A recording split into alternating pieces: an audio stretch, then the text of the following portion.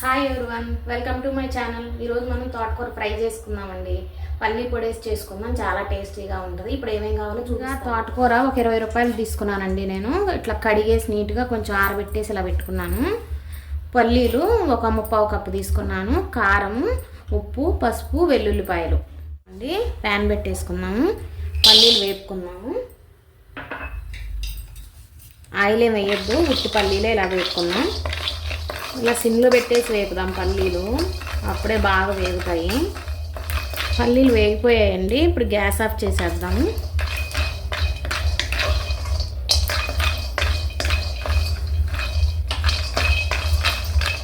ఇప్పుడు బాగా చల్లారాలి. పల్లీలు వేయించాను కదండి, ఇవి పొట్టు తీసి పక్కన పెట్టేసుకున్నాను.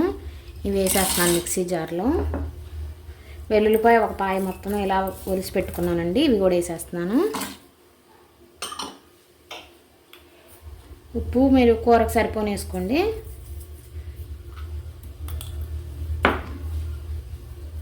కారం అయితే కొంచెం తక్కువ వేసుకోండి. ఇది అన్నంలోకి తినొచ్చులే, కానీ ఉట్టిగానే తింటే చాలా బాగుంటుంది.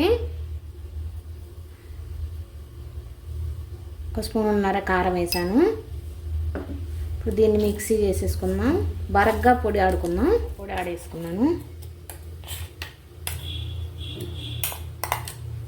తోటకూర ఆరోగ్యానికి చాలా మంచిది అంటారు కదండి. వారంలో ఒక 2-3 సార్లు అయినా అలా చేసి పిల్లలకు పెడితే చాలా బాగుంటుందండి. ఇప్పుడు ప్రాసెస్ స్టార్ట్ చేద్దాం. అయిపోయిందండి. మెంతిపొడి ఒక 1/2 స్పూన్ వేసుకున్నాను. తోటకూర చేసినప్పుడు మెంతిపొడి వేసుకొని ట్రై చేయండి, చాలా బాగుంటుంది.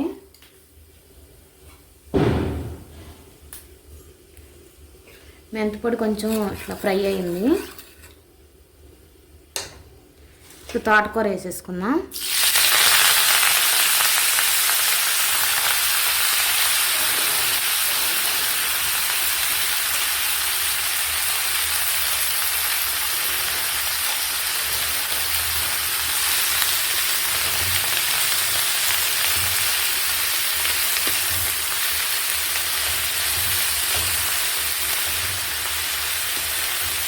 ఇలా ఫ్రై చేసేటప్పుడు ఉల్లిపాయ గట్రా ఏమీ అవసరం లేదు. ఇలాగే తోటకూర బాగా ఫ్రై చేసుకోవాలి కదా. ఇప్పుడే కొంచెం పసుపు వేసేసుకున్నాం. లైట్గా కొంచెం వేయండి, ఎక్కువ వద్దు.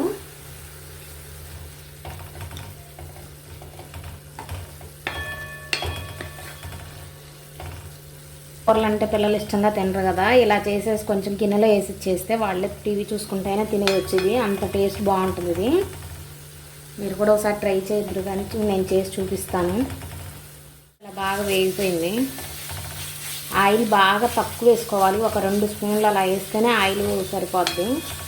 ఆకుకూర కదండి, త్వరగానే మగ్గిపోద్ది. ఆకుకూర వేగిపోయింది కదా. ఇప్పుడు మనం పొడి చేసి పెట్టుకున్నాం కదా, పల్లీలు, వెల్లుల్లిపాయలు, ఉప్పు, కొంచెం కారం అన్నీ వేసి ఇప్పుడు ఈ పొడి వేసేసుకుందాం.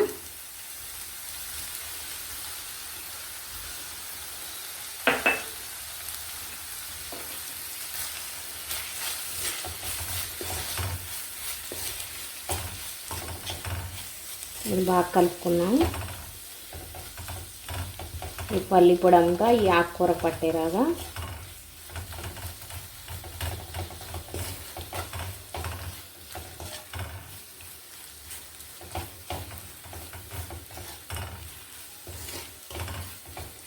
వేగిపోయిందండి తోటకూర అంతా. ఈ పల్లి పొడి కూడా అంతా కలిసిపోయింది. మీకు కావాలంటే కొంచెం కొత్తిమీర వేసుకోండి. ఇప్పుడు గ్యాస్ ఆఫ్ చేసేద్దాం. కూడా చేసి చూడండి ఎలా వచ్చిందో నాకు కామెంట్స్లో చెప్పండి. ఇప్పుడు టేస్ట్ చేస్తాను, ఎలా ఉందో చెప్తాను మీకు.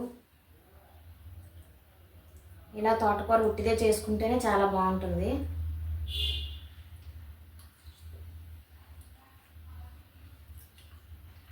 చాలా బాగా వచ్చిందండి. యాజ్ టీజ్గా మీరు కూడా ఇలాగే చేసుకొని చూడండి.